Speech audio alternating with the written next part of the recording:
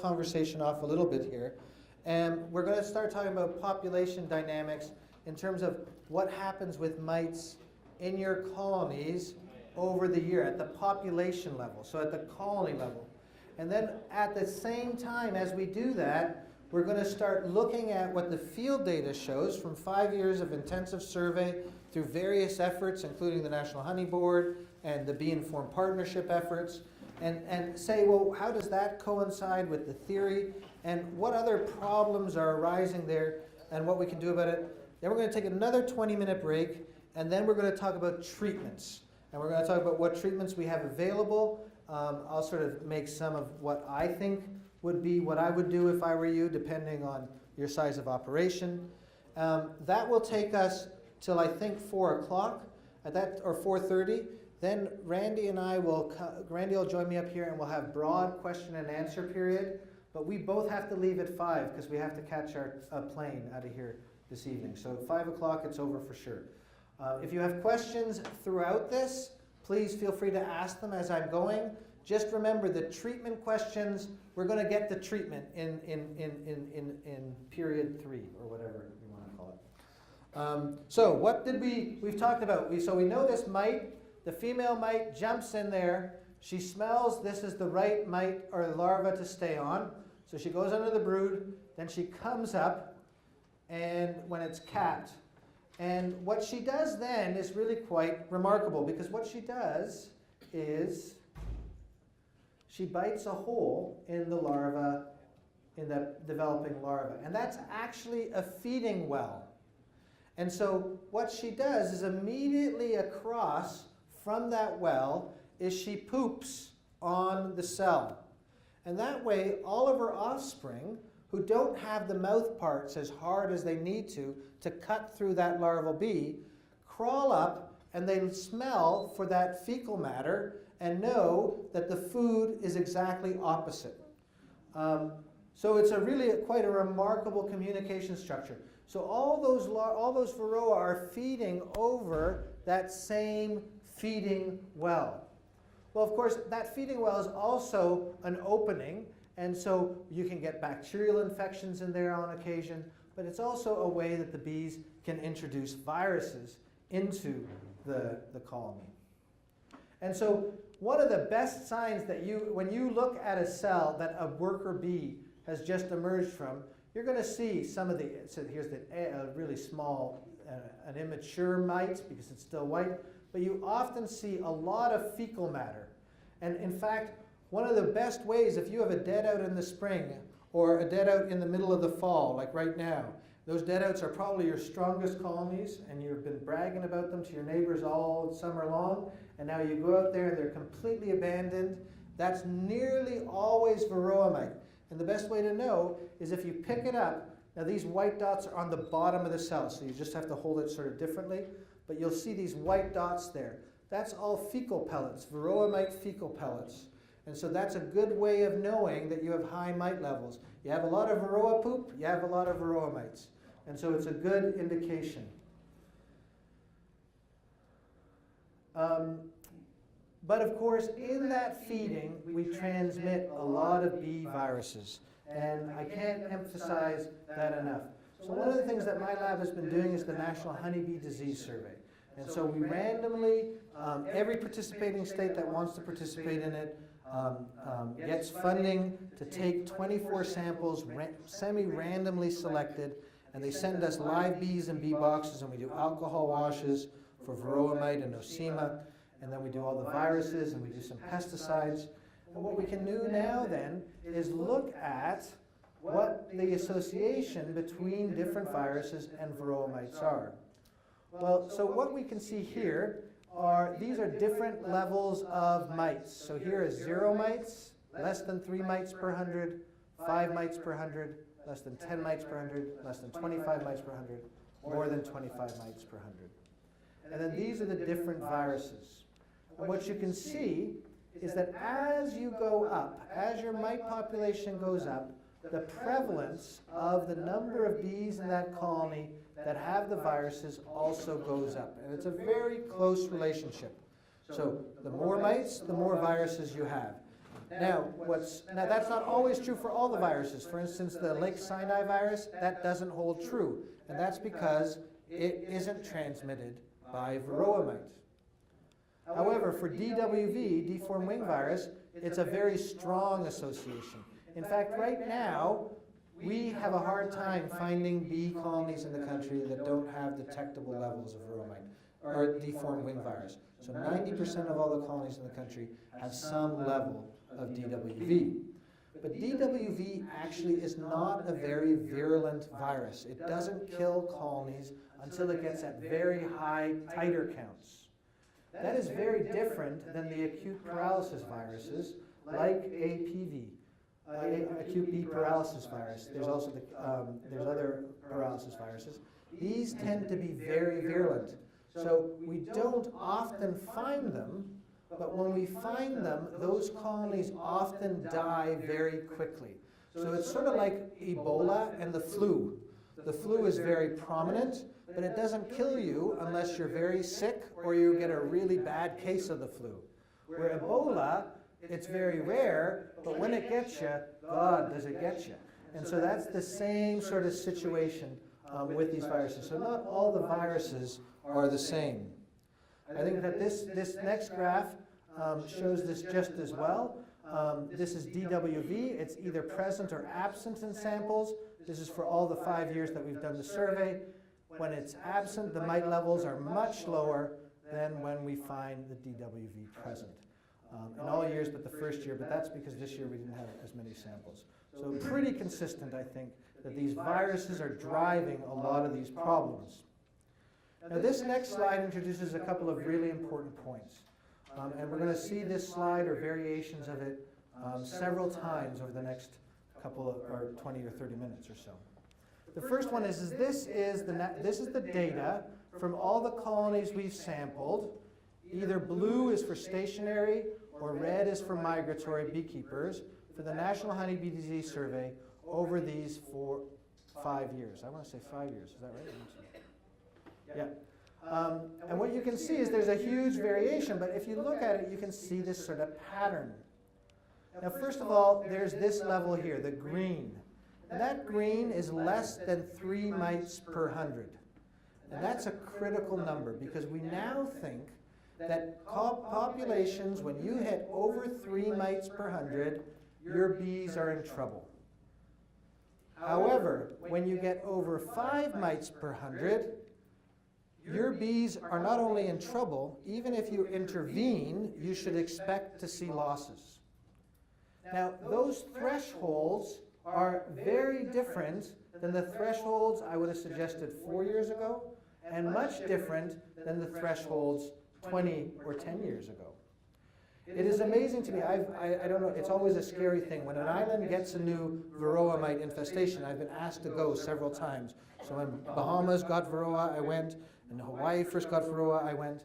And one of the most amazing things is when you go there and you look at the colony and you stick a sticky board under that, it's black with mites. You're going, how the heck did this colony have so many mites and is still surviving? I've never seen this many mites in a colony before. And so we think this change in threshold, the published thresholds are 10 to 20 mites 10 years ago. And so that's where that red line would have started over here somewhere 20 years ago. And so what has changed that caused this? And we think it's the viruses. And this is really important. Now these viruses that we have in bees, we've always had in bees. So even before Varroa, we had these at low levels in our bee population. In fact, there's some evidence to suggest that some of these viruses may have a benefit for the bees. For instance, there's a virus called the Kugler virus, which is very similar to the deformed wing virus in Japan. And the Japanese researchers have shown that the bees that are more likely to be the guard bees have this virus. So in fact, this virus may be a benefit to the colony because it's good to have a couple crazies out there to protect the colony as long as it doesn't get too widely dispersed. And so when you have a situation where viruses aren't getting spread from sister to sister, but only from mother to daughter, because that's the only way it can get spread without Varroa mite, you expect those viruses to be benign. Because if it killed the host, it would kill itself. And so you expect then these viruses that are getting transmitted vertically, mother to daughter, to be benign.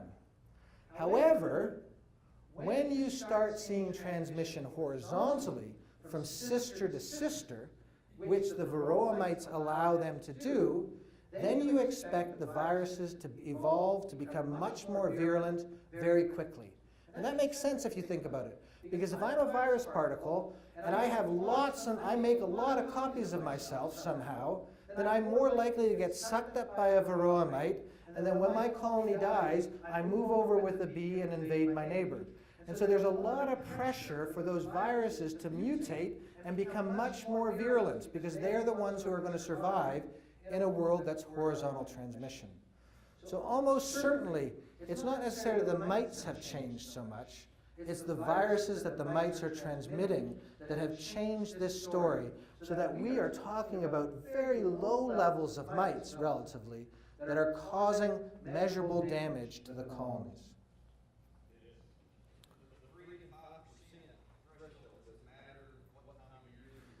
That's a really good question, and I'm going to get to that makes it complicated. So I'm going to get to that in a minute.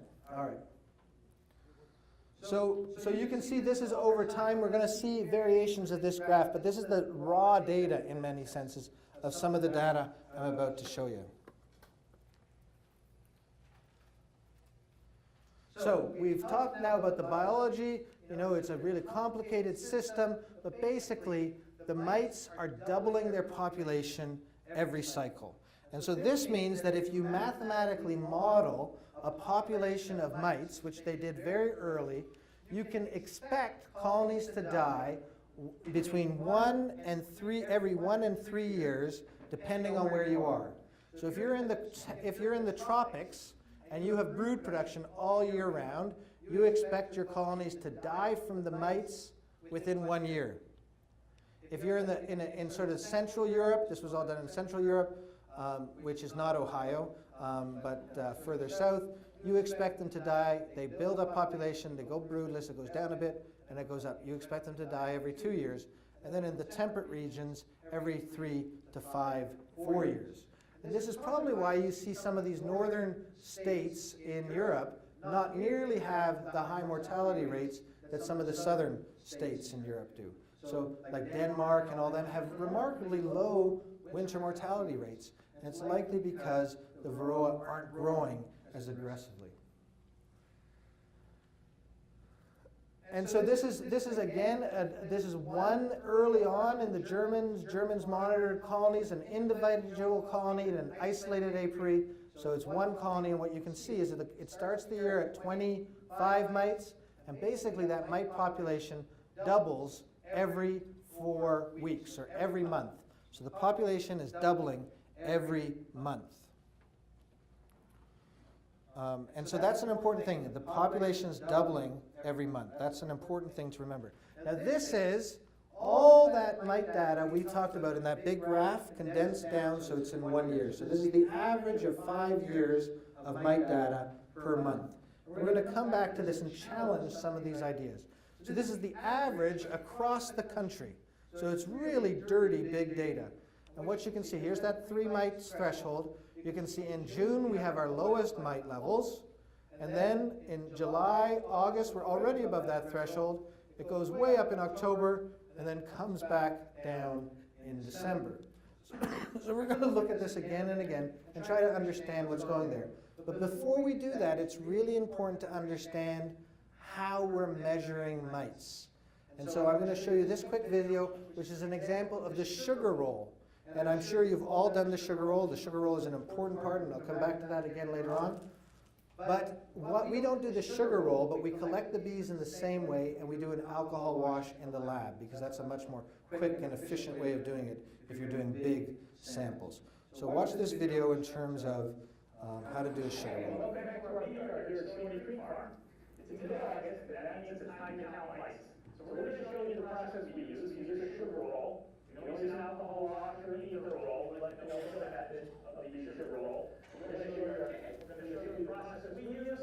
We're going to count some mice, and we're going to give you an idea of what you can do with those numbers and how that will work into your treatment options. Okay, so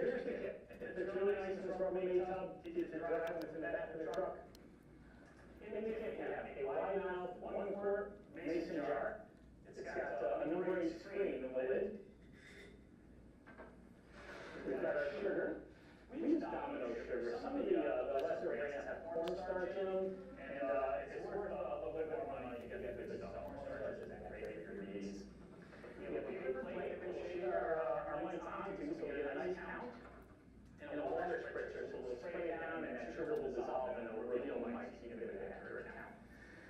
A pen, so you can record your numbers, and I have a measuring scoop here. And you'll see it fits nice in the corner of this Rubbermaid jar, and that's real important. You'll see that as we get going here, why that's important. Half a cup is a 300 sample, and that's what we use to do all our calculations. So, all right, let's show you the process here. Okay, we want to start by loading our jar up with a couple of these tablespoons, or 5 tablespoons, powdered sugar. 1, 2, not critical, about that much. Now we're going to want to pull a frame of bees and shake them into our container here. You don't want to pull a frame right in the center of your brood nest. You're going to want it to contain open brood and capped brood that have lots of nurse bees on it. What you don't want on it is the queen bee. So we're going to take a moment. Give it a little look, make sure she's not here. Okay, she's on that side. And she's on this side. Okay, so we're going to want to shake these right into our container. One good shake.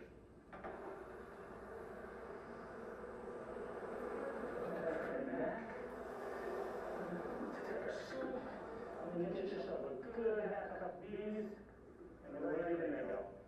A little shake around, that'll keep them there, and you put the lid on, and we return these to the hive. Okay, now we're going to want to set these in the shade. Give them a little toss. Give them. So now when I watch that video, oh sorry, can you guys hear me without the microphone? Can I do this for a while? No? Who said no? Oh, okay. And I was right, because if it was anyone else, I would have said too bad. But, now, when you watch this video, there's 5 beekeepers, 7 opinion, and 6 are right? And so there's all sorts of things I'm going, oh, he's wrong there, and he's wrong there, and he's wrong there. But the important point, the most important message that I have for there is the need for a half-cup measuring cup. Because that is, on average, 320 bees. And so when you're doing your rolls, or you're taking samples to send in kits, which I'll talk about soon, you need to have the 320 mite, the 300 bees count. Because if you don't have that right, the numbers aren't as accurate and they don't pair up.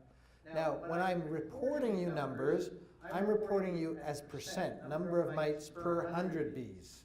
And so you have to divide my numbers you have to multiply by 3 to get the counts you would get in the sugar roll. But it's really important that you recognize that what we're getting from this, whether you're going to do a sugar roll with this sample, or whether it's going to get soapy washed or alcohol washed, that it's number of mites per adult bee, which is very different than some of the other measures. Because we also, as someone pointed out, we have to look at the population dynamics of both the adult bees and the brood in that colony relative to the mites. And so because the adult bee population increases. So if we have an adult bee population of 30,000 or 10,000 and have exactly the same number of mites in that colony, the number of mites per bee is going to be very different, right? Because you have more bees diluting. Or if you have fewer bees, you have greater concentration of mites in the same number of bees. And that becomes really important when you start understanding some of these dynamics. It's also really important to remember that the bees that are most critical for winter survivorship start getting produced in August. That this is when they start rearing larvae, eggs get laid, and larvae start to mature that are going to take you through the winter. So if you want to have the healthiest bees possible, you need to try to make sure that that window, when they're producing their winter bees, are as disease-free as possible. If we assume that if you get sucked on by a Varroa mite and you lose 10% of your lifespan, in the summer, if I was born in May, that would mean that I would lose 3 days of my life. So I'd lose some, at the colony level, that would mean I would lose some forage capacity. But if that same bee is supposed to live 6 months over the winter and you lose 10% of your life, that can seriously have problems with you and probably explains why we lose so many colonies in March. It's because mite levels that happened in August. And so that's an important to realize that that window is critical for winter survivorship. So let's see how our numbers that we see nationally compare to what's going on with that population dynamic. So let's look at one spot in this graph. And what you'll see is, let's look at this spot over here. Well, first of all, so we have about, let's say, about 4,000 mites. And here we have the adults. Let's say we have 20,000 adult bees a bit. So that means we have 20 mites per 100. Now you're going, 20 mites per 100? That's ridiculous. Who has 20 mites per 100? That's a really high amount. And that's because of what? It's because where are most of the mites? They're in the brood, right? So you have a lot of brood. 80% of the mites are in the brood. So if we take that 80%, that's about 4 mites per 100. And that actually, I was amazed when I did these numbers. That's pretty close to what we're getting as the national average across the country. So that's sort of exactly the curve that we're expecting. Well, what happens now? Let's look a little bit earlier on. Let's look at the peak population. So here we have about 30,000 bees according to this model. We have about 400 mites, which is very few, so 1.3 mites per 100. But if you came to me in May and you said you had 1.3 mites per 100, I'd say you're in a lot of trouble. You need to have 0 mites per 100 at this time of year. And that's because, again, 80% of the bees, or mites, are on the brood. So this comes out to 0.2 mites per 100. Now, I get a lot of trouble for mites per 100 because it looks like miles per hour. But in a way, maybe that is an opportune measure, because these mites are going at miles per hour. Their population is growing much faster than you can ever imagine, or I certainly could ever imagine. And so 0.2 mites per 100, what that means for you, if you're doing a sugar roll in your yard, that means that you will, for every 2 colonies you sugar roll, 1 will have a mite level of 1 on average. So that's a very low infestation level. You do not want to enter that season with more than 1 mite per 100. I would say that every other colony should not have detectable levels of mites. Because if you have higher than that, you're already starting at a big disadvantage. And that's going to get amplified. So by the time it comes to August, it's going to be really hard to recover from those mite population levels.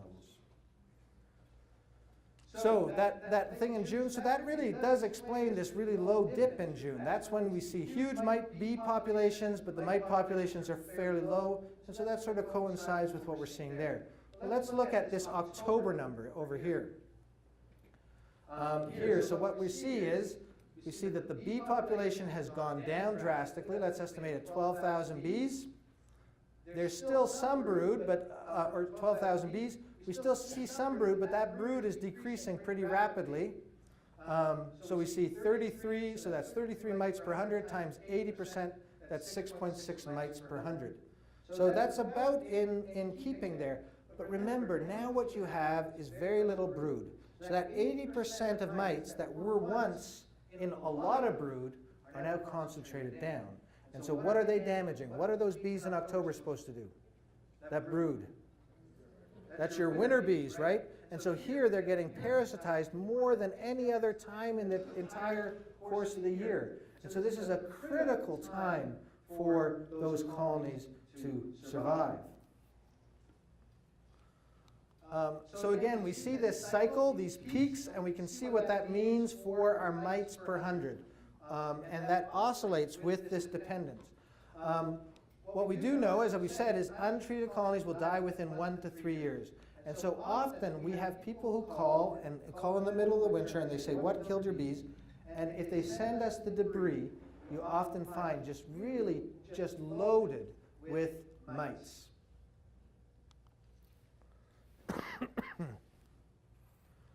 So here this is that 3, and now we have this level of 5 mites per 100.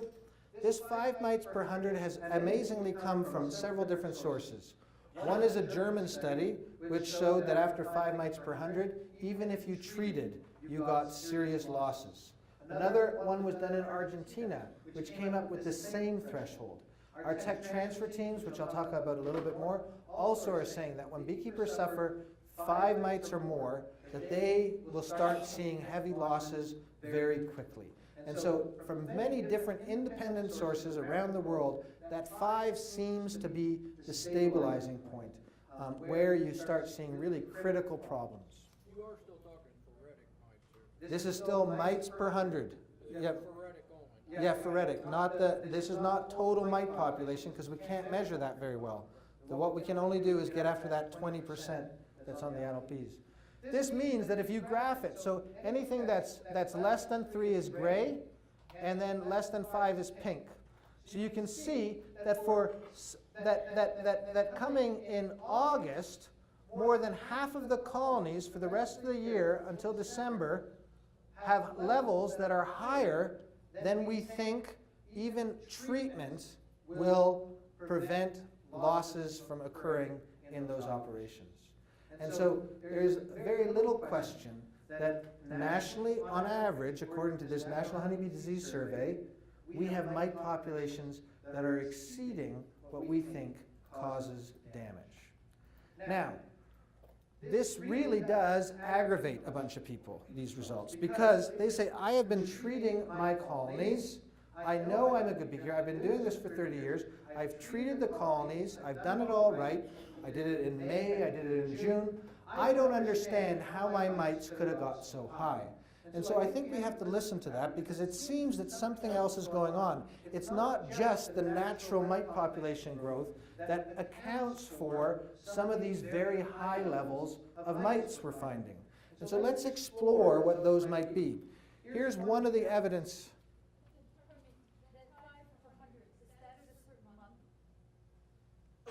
Well, I think that if you're ever at 5 mites per 100, if you're ever above 5 mites per 100, you are in trouble. If that occurs in June, it means you're going to be in trouble in July. In May and June, I would not have 1 mite per 100. I would never have more than 3 mites per 100, and certainly at 5 mites per 100, I'm in trouble. So one of the things that we've been doing is the Sentinel apiary program or self-monitoring. And I'll tell you how you can get involved in self-monitoring too. You can do this either as a group, so you get your whole bee group to do it and have a Sentinel apiary and send in samples from that apiary and share that with the whole group, or you can do it individually. So this is one individual who did that in Maryland, and he is in yellow. These are his personalized results from his 8 colonies. The orange is everyone else who has been part of that program that year, their average mite levels. And then the gray is the APHIS national average. So that national survey that I just showed you all those every month, that's the APHIS survey. So what you can see is this guy sends his samples in June, and he is bragging to every beekeeper in his neighborhood. He's got like 1/4 the mite levels of everyone else. And July, he's still chuckling. Look at that. Like he's way, way down here, and everyone else is way up here. August, yeah, things are getting a little bit more variable, but he's still half of what everyone else is. September, great, he decides not to treat. He says, I don't need to treat. Look, I've got 3 mites per 100. I don't believe Dennis's threshold. I'm below everybody else. I'm not going to treat. And then look at what happens in October. It just went through the roof. It just went boom. That's much higher than any of those graphs we could show justifies. That jump isn't accounted for just by the decrease in adult bee population. We think what is happening is that mite problems are not your problems, they're your neighbor's problems coming to haunt you. There are a lot of beekeepers who really, out of goodwill, I think, have decided not to treat their colonies in small beekeeping operations. And this is a very noble effort. They figure, I can afford it, I'm going to have 10 colonies, I'm not going to treat them, and then one is going to survive, I'm going to breed from that and save the world, which is very, very noble and wonderful. But the mites don't want to listen to that. They're going to go and fly with the bees that are left in that colony and invade the neighbor. And so we think that this is actually transmission of mites across the landscape into different colonies. And so I think that what we have to start realizing is that out in the environment, we have this going on.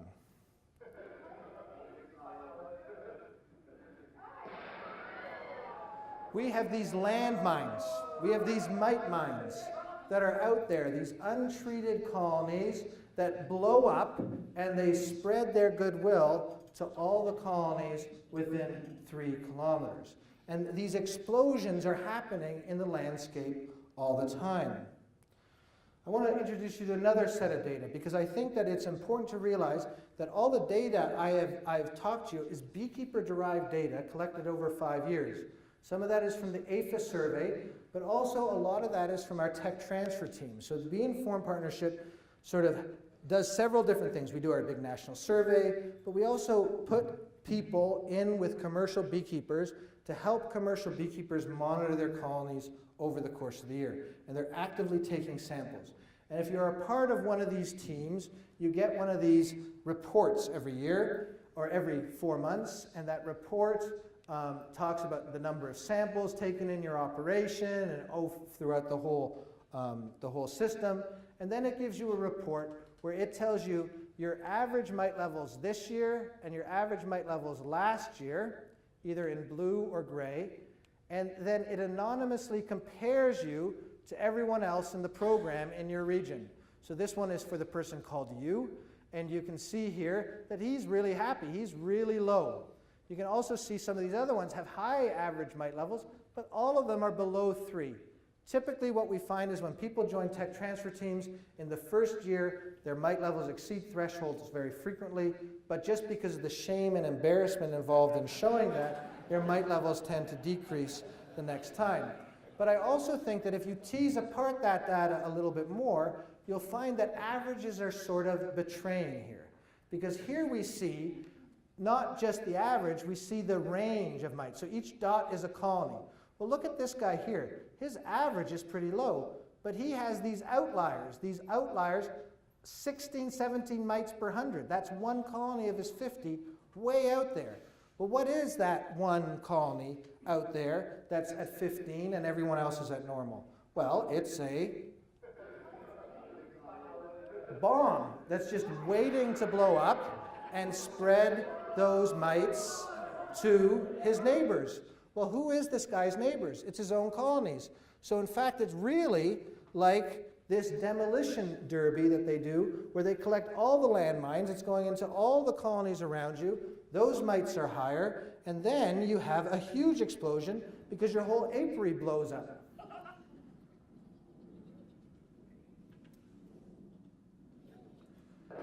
And so you can imagine that in the landscape, if you have one colony, say for instance, what is your error rate? What is your honest error rate? If you are going through 100 colonies, what is the chances that you will miss a couple treatments on a couple colonies? What is a reasonable error rate? 5%? 40? Oh, wow. You're not working my bees. So if a reasonable error rate is just 1 or 2%, so you have a couple of these landmines going off in July and August, and they're spreading to all the neighbors. Well, by September and October, you have 20 or 30 of these landmines going off, and that's spreading. Or it's your neighbors' colonies that are doing this. And so I think it's incredibly important that beekeepers, even the best beekeepers, have a very active and vigilant monitoring program, not only because you want to figure out if you have any landmines in your operation, but also if a landmine's gone off nearby, you want to know that those mites have come into your colony. Well, feral hives is another issue. I mean, that's very true. They also are dying from mite populations going in. Feral populations, though, often swarm and do other things, so you usually don't see the same level of mites in feral populations as you do in managed. You didn't see this, but last night I was showing data. We did 200 alcohol washes in my operation this fall, and what we found was 1/4 of the hives, 25% of the hives, contained 75% of the mites. Yeah. So he's saying that when he surveyed 200 colonies, 25% of the colonies had 75% of the mite loads. And so again, I think that points to the fact that you probably just need to hire better help because you're probably having a high miss rate. But I think that miss rate is something, even at a really reasonable and responsible miss rate, can account for some of it. But I don't think it can account for all. And so here is where we want to talk about synergisms between, sorry. I didn't want to interrupt you. How often, I'm new, how often do I check for mites every year? Okay, so how often, I'm going to come to what I suggest in a minute. Okay. Any other questions?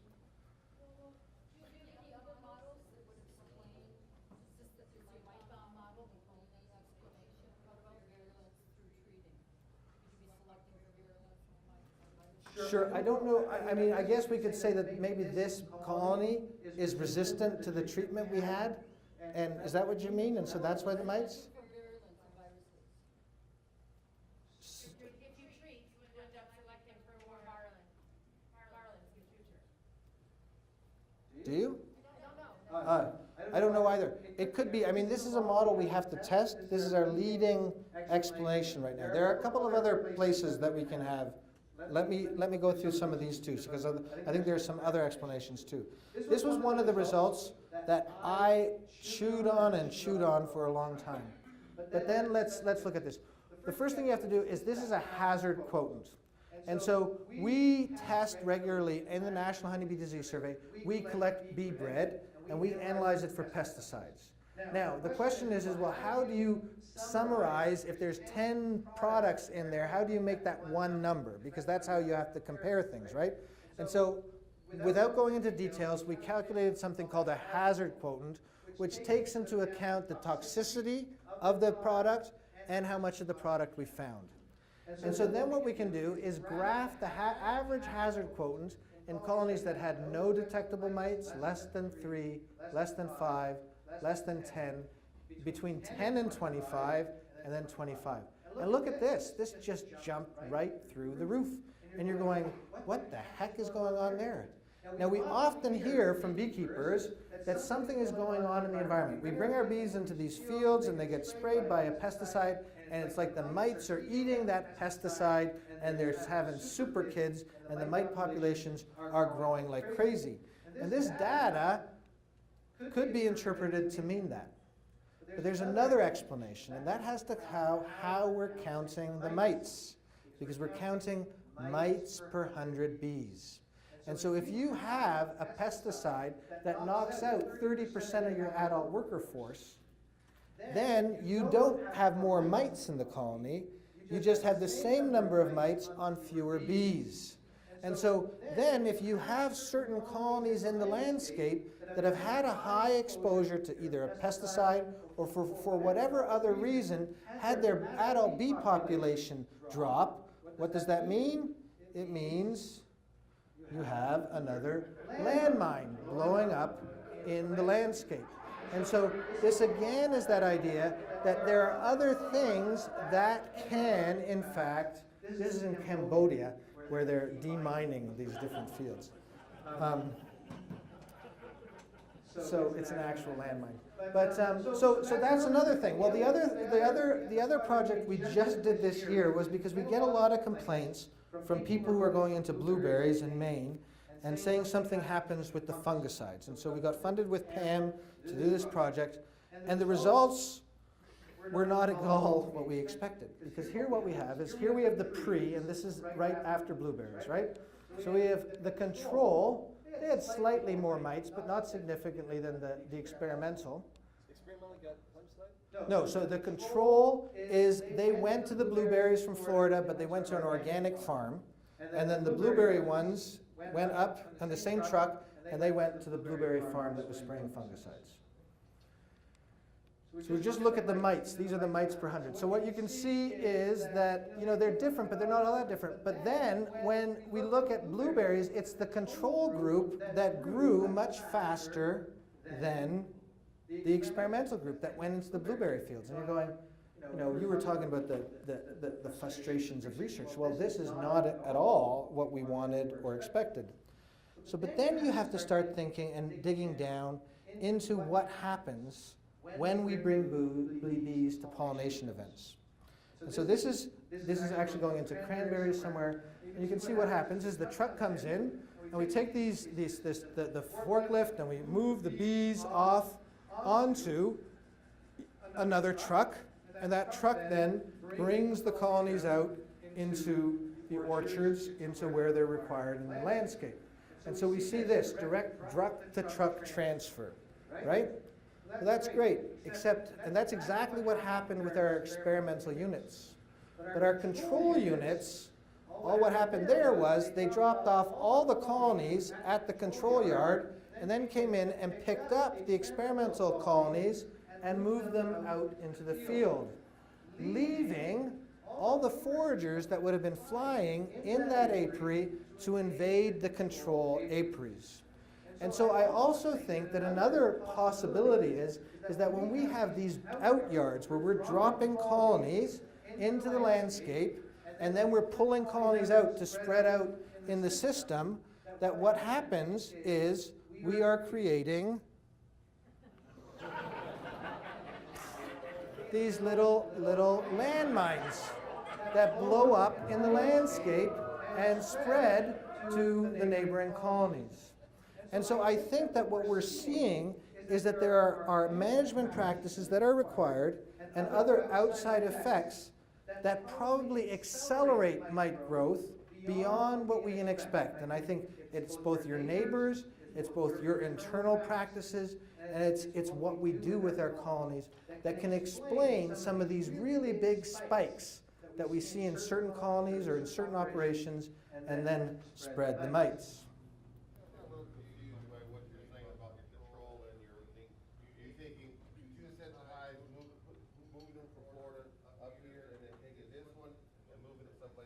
Yeah. And then, so you're taking A and B up here. Right. Leaving A in this part. Right. Taking B, moving here. Right. The orders that were part of B stayed here with A. That's right. And often in this situation, it was several beekeepers who were using the same drop yard to move their bees out. So you were mixing up with your neighbors, which is something that happens a lot more. That's not uncommon, I don't think, that you're within flying distance of another drop yard. That's right. In this case, that's what happened. We couldn't figure it out, so we had to go back and figure out what happened.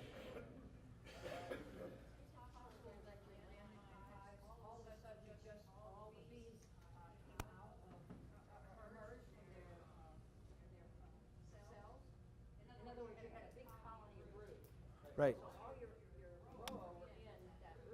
Right. Yeah. So I think that's true too, and that's not something I put in here. That generally speaking, because the data, I don't have the data to show it correlative, but I think people believe it. The strongest colonies are the ones that die from mites first. And that's because they usually have a lot more drone brood and a lot more brood, which is the breeding ground for mites. And so those are usually the first ones to go.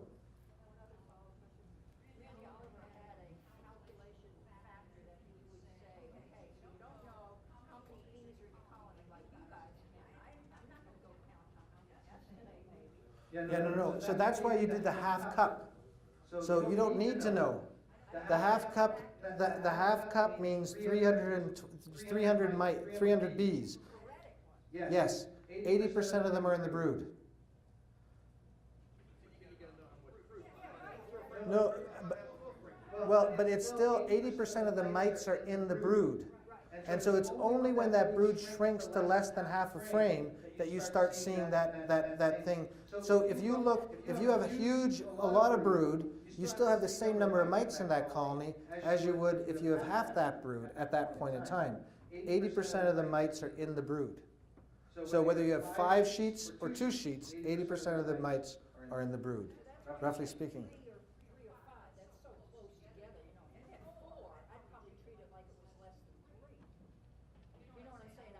No. I think we're confusing several different factors. 80% of if there's brood in the colony, 80% of the mites are in the brood, as a rule of thumb. So let's put that aside. So if you have a brood in the colony and you have 1 mite per 100, well, you can't really figure out how many mites. That doesn't matter how many mites there are in the whole colony. What you need to know is what the rate of infestation is. And that rate of infestation we measure as mites per 100 bees. So, I want to go into this really quickly here, and then we'll talk about how you can monitor mites. We asked beekeepers, these are just commercial beekeepers, how you monitor. 17 of those commercial beekeepers, more than 5, visually inspect. They lost 33% of the colonies.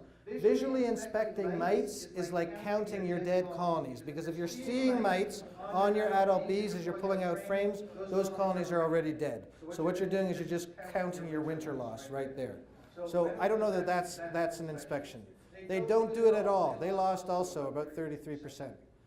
Some people do a drop where they'll stick a sticky board in and do the treatment to make sure the treatment. They also lost 33%.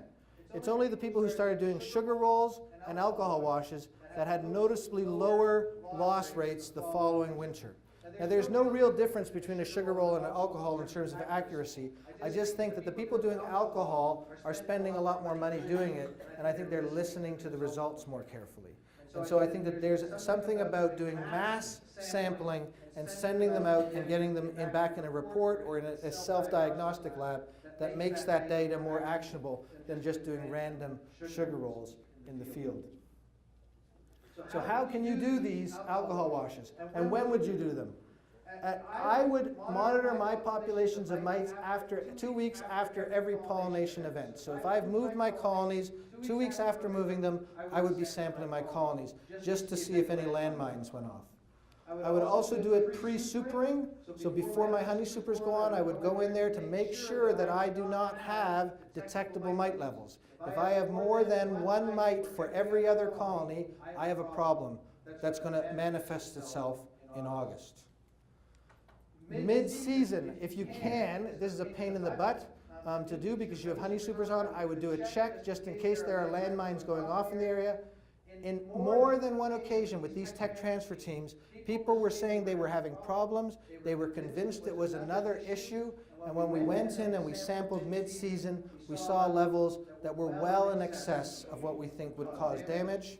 And then 2 weeks after your fall treatment, you want to come in and make sure your mite treatment works. So that's what I would be monitoring if I was monitoring. I remember Mr. Oliver writing something about taking a sample from a honey frame. I can't remember. I think that's for Nosema probably, not for Varroa. We're doing all our Varroa from honey frames now. Yeah. If you actually have, what our data is showing, is you have more consistency, you get about 80% of the mite counts. You adjust to. Right. I would not listen to Randy Oliver first.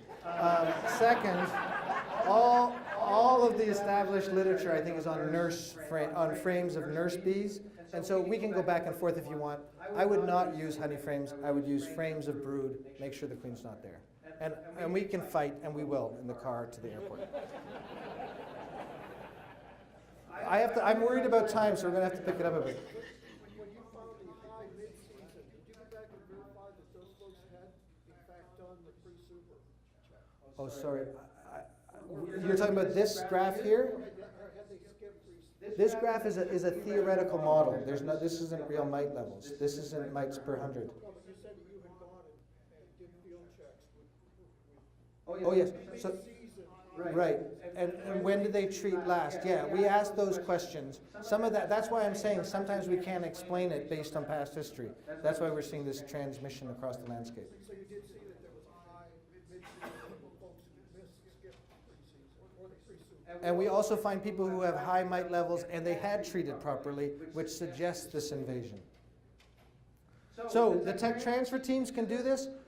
If you're a commercial beekeeper, think about joining one of these teams where they come in, because the time you need to sample is exactly the time of year where you don't have the time to do it. And so what the beekeepers who are part of the tech transfer teams always say is that these tech transfer teams are great because they're a pain in the butt. They're doing it exactly when they don't have time for them to do it, but that's when it's most critical that you get the information. And if you do that, then you will get these reports where you compare. I will say that tech transfer teams are expensive because there's someone hired to go take the samples. We are now doing remote tech transfer teams so that we will train, say, a manager in your operation to do tech BIP sampling, and we will send the sample kits and we will hound them until they take the samples at the right time and they send them to the lab. And within 2 weeks of taking the sample and getting to the lab, you get your results so you can compare across the way. I have to say that I think that if I could suggest anything, and I really hope I'm not self-serving here, I suggest you talk to other people as part of the tech transfer team, like John, that what you need to do, if you can get a tech, if you have more than 500 colonies, you want a tech transfer team, either directly or these remote tech transfer teams, because there's a lot happening. These surprises will knock you out. However, a lot of you guys are smaller than that, and there are other options. Oh, this didn't get saved. We are working with Minnesota and Michigan on doing these mite kits. You can join this. It didn't get saved on this slide. Stand up for a minute. You can explain it. Well, so basically what's happening is you can go to the bookstore at Michigan State or Minnesota and buy one of these kits, which is over here. What's the website, I guess, is what we need. The website is pollinators.msu.edu. And on that site, you can find the places to buy the kit, you can sign up to get information, and then be a part of this program. And then there's actually the link to the survey that Right. And so we'll put that up on a screen during the break so you can get that website. But this is for the smaller beekeepers in you. You go and you can buy this little kit which has all the ingredients you need to sample and sugar roll your colonies. And then you can enter that into a survey. And then you'll get a report like this. This is the Michigan report, where you can see all the other beekeepers who have done it. And yellow is low mite infestation, and red is really high mite infestation. So you get an idea what's happening across the state. And then you'll also get these comparisons to see, okay, these are the mite levels, and this is what people did. So you can sort of get an idea of what people are doing in time, over time. So this is a great way for small beekeepers to contribute to this bigger data set and also get a handle of your mite populations. Finally, we also do offer through the Bee Informed Partnership these monthly monitoring kits where you have an apiary of 10 or 5 hives, and we give you tags, and then you sample once a month, and then you get the results like this. And so this has been very valuable for several beekeepers. So there are different ways you can monitor. I think that the sugar roll and alcohol is best. We're also working on these sentinel apiaries, where an apiary is for the whole bee group, and so everyone can share that data. And then what we're working towards is having some of those hives on scales. You can see this was our pilot this year, and you get scale data, so we'll have algorithms. Okay, there's a lot of nectar in, your colonies are about to swarm, but we'll also present mite level data at that level. A couple of other ways to monitor. There's these sticky boards. Sticky boards are a great way of knowing how many mites are in the colony. They are very tedious, and they are not very accurate in terms of predicting what level is important. So they're not as good as sugar rolls or alcohol washes. So I would only do these if you wanted to make sure you were getting a knock or you were doing some sort of experiment. The other way that is commonly done is drone brood pull. This is a great way of knowing if you have Varroa mite.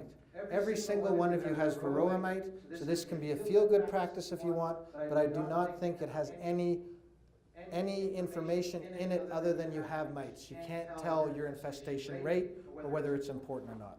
The one thing that stands out is these number of mites per 100. I will say that there are, I think we're just going to skip over this. Varroa bee louse looks like this a little bit. It's a little bit different. It has 3 legs. It's actually not a louse. It's a fly that has wings. We don't see that anymore. And now we are going to be in the next 7th inning stretch. So we're going to take 20 minutes now, and then we'll come back.